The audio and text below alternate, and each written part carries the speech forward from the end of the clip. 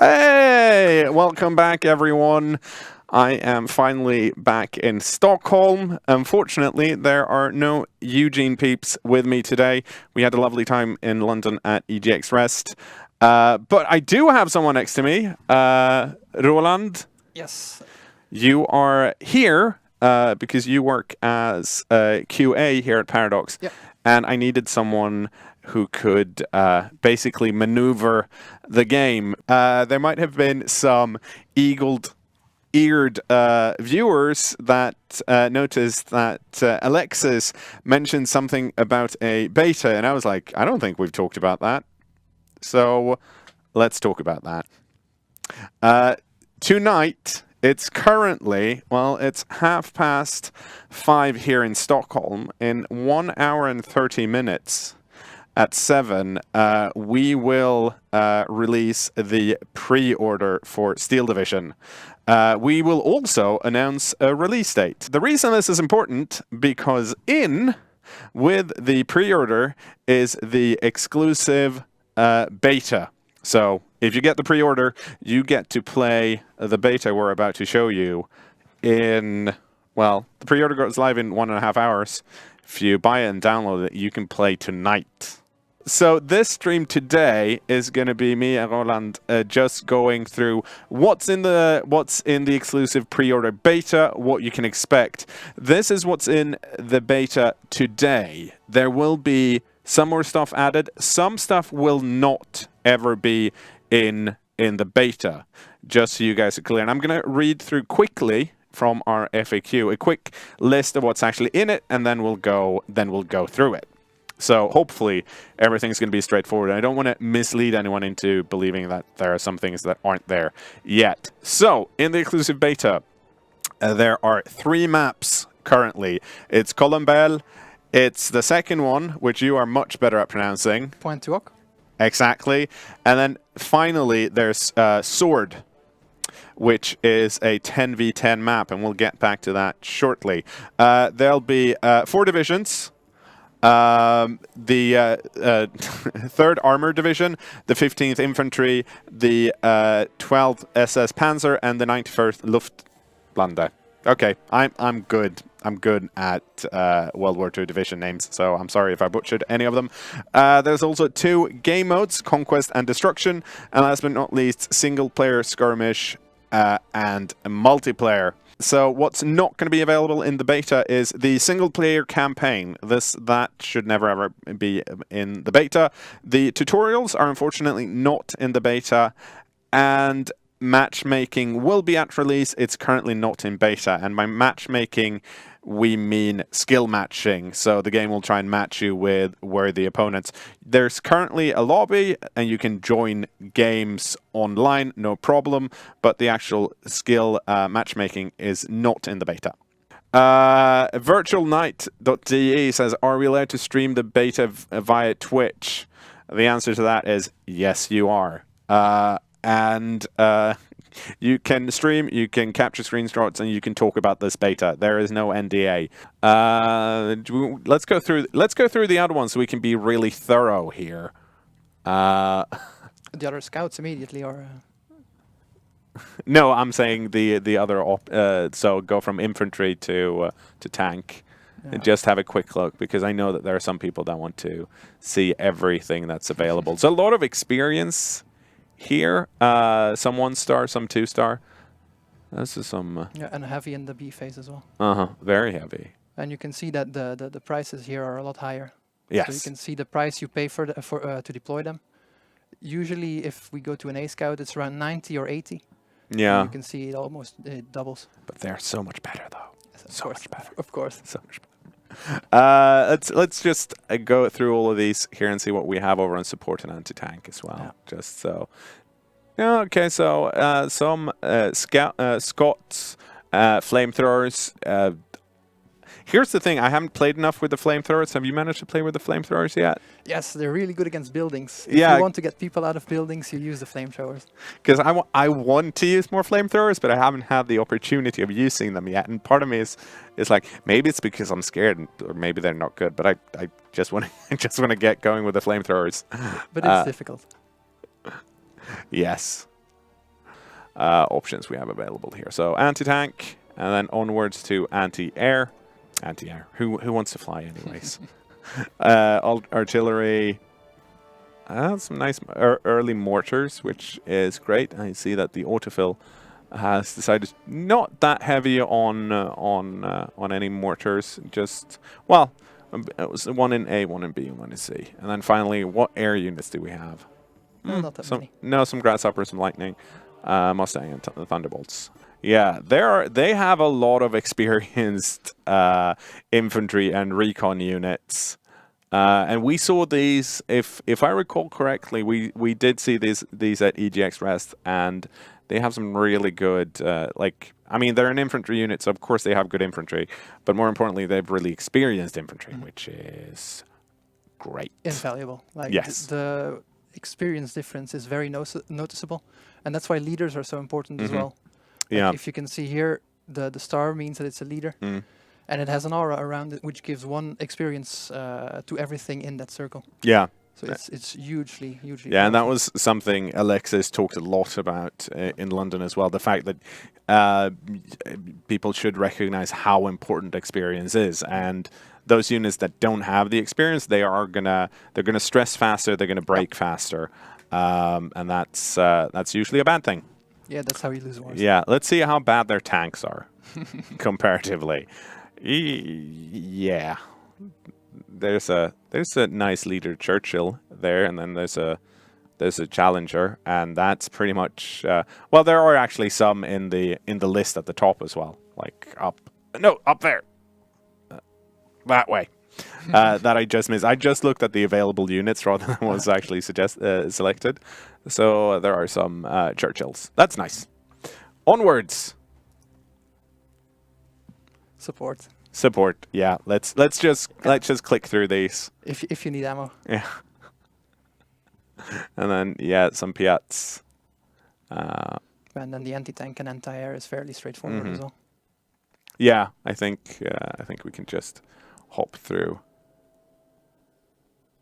I think what these divisions really defines is the infantry, and Yeah. with the armor, the spearhead, obviously it's the tanks. Yeah. I mean, you can see that anytime there's infantry, they usually have, most of them are experienced. So if you want to have like good infantry units, try the Scottish. I know that there's a certain contingency here in the Paradox offices as well that claim that the Scottish are the best. I think there's three of them. There's someone called David. There's one called Chris, and there's some dude called Jake. But I don't know. I don't trust them. I think this is very suspicious. Never trust the Scots. Never trust the Scots, except for when it comes to infantry, because they're dead good at that apparently. Okay, onwards. So we can see, recon units. A lot of experienced infantry, some grenadiers, and some flamethrowers, which is fun, and pioneers. Yeah. Then the tanks, as you can see, very CMV phase as well. Yeah, all the Panzers all the time. Yeah, only one in phase A. Oh, that's actually there are some Panzers as well. Yeah. Then the support. Even some experience here as well. And this is one of the things where I realize we're both going very slow and rushing forward, but it's one of those cases where, like, when you want to build battle groups, I tend to be like, I have to look and I have to go through all of them and be like, how many slots do I have? Where do I want them? But right now we're just going through them so you guys can see what's actually in here. And it's the actual army, so it's if you don't set this up very efficiently, you will lose more battles. Yeah, that's apparently some of the feedback we got from the London event as well, when we had players come in that had experienced the VIP beta. They were like, yeah, the autofill is actually pretty good. It does a decent job. Of course, you still probably want to tweak it a bit, but it's not half bad. It kind of does what it needs to do. Let's see. If you click through, I'll see if there are some questions here. Will there be a beta for people who don't pre-order? I have no information about any other beta than the pre-order exclusive beta. So currently, I mean, I guess that's the answer I have. So I don't have any. Will it be possible to set villages and forests on fire and drive defenders out? I think when it comes to setting stuff on fire, that's kind of a definition. You can definitely get people out of buildings with flamethrowers. You can what's the word? You can destroy the ground people are walking on, and that will kind of affect them badly. And then it's a question of is there a fire mechanic where the fire spreads? At the moment, you can't set woods on fire, for example. Yeah. Will the beta be immediate access? As in, once you get the pre-order, you can download and play this beta. Yes. Ooh. Not quite. They have some really experienced units and some less experienced units. Like there's like, because if I recall correctly, the most experience a troop can have is 2 stars. Then they can get a third if they're next to a commander, but you can't actually get a deck piece that has 3 stars. So these are very experienced, and then there are some that aren't experienced at all. Yeah, I think the reconnaissance on this division is going to be really good. So I'm checking to see if they come with the vehicle as well. Yeah. Like if you see here, if this has a value, it will come into the battlefield as well, so you can use it. But unfortunately, these guys don't. No, these guys just drive in and then jump off. And yeah, exactly. You deploy them. Yeah, I know that Halloween at the London event, he talked a lot about how much he liked the half tracks, and they're, of course, if I recall correctly, they're infantry units that have a half track with a mounted machine gun. Yeah, exactly. Let's see. Yeah, the Germans don't seem to have it. They don't care about half tracks. I think it's in the Scottish division. Is this game also moddable as EU4 or HOI4? Now, it's hard to answer if a game is as moddable as something else, but my understanding is that there is, in the main menu, once we get back to it, you'll see that there is a mod option. So the beta should, I think, be able to run mods, but it's a question we'll leave over to the Eugen stream tomorrow, so take that with you and go over there and ask them, and they can give you more information.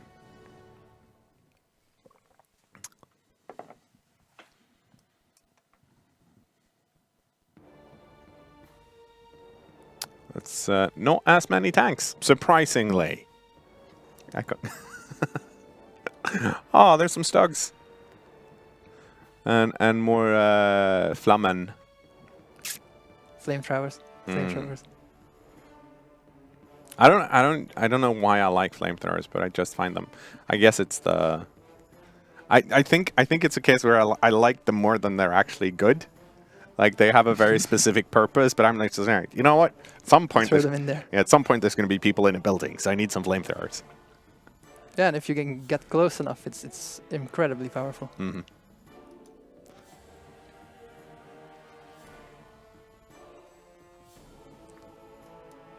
One of the things that I just wanted to point out, because we had some comment on it, it's the display front line. Because it's currently set to opponent, so you'll see your opponent's front line. You can set it to player, which would be your own, of course, both or none. So if you don't want the front line visible, you don't have to have it. I would highly recommend that you have the front line visible, otherwise you're probably going to lose. Yeah, you can always zoom out. Like, even if you play with none, I think if you zoom out far enough, you see the Okay, well, in that case, maybe it's not as harsh. I'm just like, I really like the dynamic front line, you guys. Can we play 10v10 in the beta? I guess we should answer that. Let's go back, because if we go into multi here, yes. So go to multiplayer game and then press create. I just want to show the creation. Yep. So here the options are 1v1 up till 4v4, which of course isn't 10v10. I guess is important to be clear about. The way to play the map Sword in 10v10, the only way to do that is to play on the official servers that Eugen has currently set up. So there are 2 currently. There might be more later, since we are essentially the only ones that have the beta currently. No one's playing, but there are 2 official servers for Sword 10v10. One of them is Conquest, the other one is Destruction. Is there a plan for an official multiplayer tournament? I do have those plans. I just haven't set them in motion yet, but I do have those plans. I'm hoping to have something cool by PDXCon. What is the average length of a 1v1 game? Okay, so for those that don't know, a game, if we look at the top right here, it says time remaining 40 minutes. So a normal game can last for 40 minutes. The way the game ends is either time runs out, in which case you then look at allies or axes. Who has the most point? You get points, at least in Conquest mode, by controlling a larger part of the map than your opponent. If you get to 51, you get 1 point. If you get to 58, you get 2 points, and this is per second. And as you can see further down, it says ally 0 out of 2,000. If allies or axes in this setup were to ever get to 2,000, they would win the game. If it gets to 40 minutes, then whoever has the most points wins the game. You can set this to shorter than 40 minutes, but the game, I think Eugene would agree, is designed to be 40 minutes. Can you make your own decks? Yes. Making your own battle groups is a very large part of the game, and it massively affects how you play the game. And I think once you get a hang of it, you're always going to make your own battle group, because you know how you want to play. It's 7 p.m. where I am, says Matusis. Well, then you'll have to wait till 8 p.m. I don't have anything more to say, and I don't think we have anything more to mention. So we are going to leave you wanting for another 40 minutes. But after that, the pre-order exclusive beta is available. So we'll see you in Normandy, everyone. Goodbye. Let's see how quick Alexander is to swap us.